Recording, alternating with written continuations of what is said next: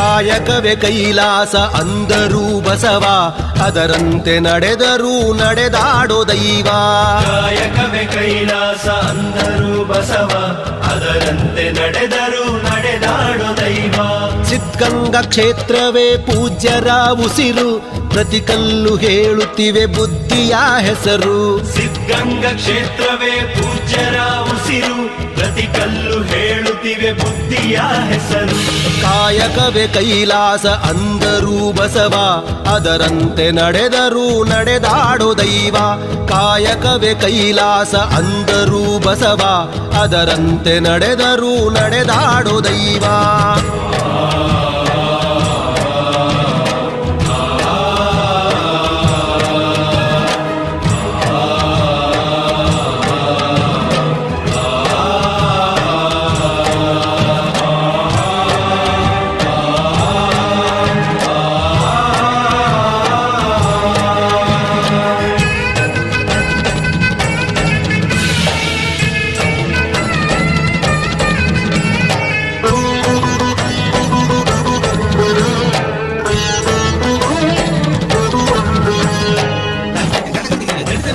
ನೋಡು ನೋಡು ನೋಡಿಲ್ಲಿ ಬಂದು ಆರಿಲ್ಲ ಹಚ್ಚಿದ ಒಲೆಯೂ ಎಂದು.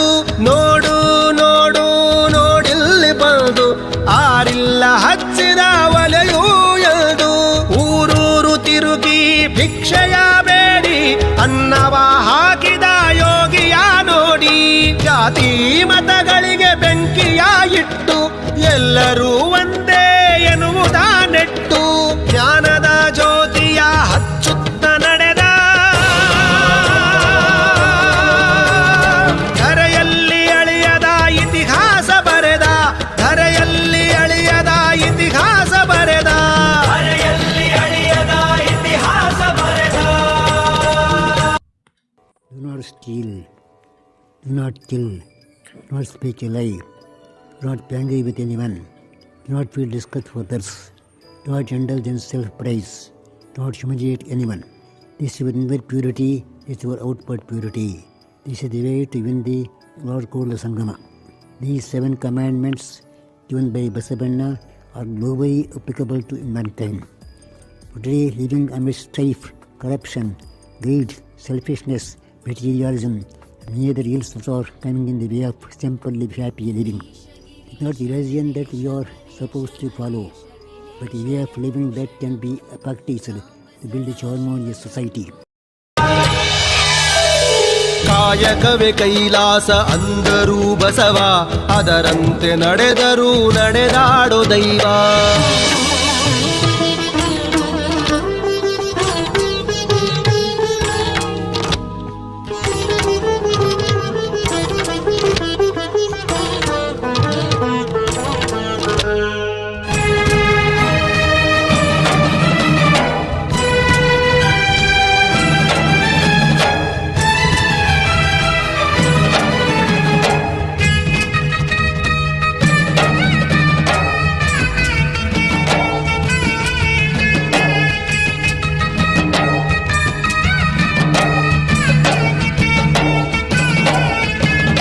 ಕಾನನಕ್ಕೆ ಗಾನವಿಯ ಕರೆ ಕಳಿಸಿದ, ಎಲ್ಲರಿಗೂ ಆಕೆಯನ್ನು ಪರಿಚಯಿಸಿದ.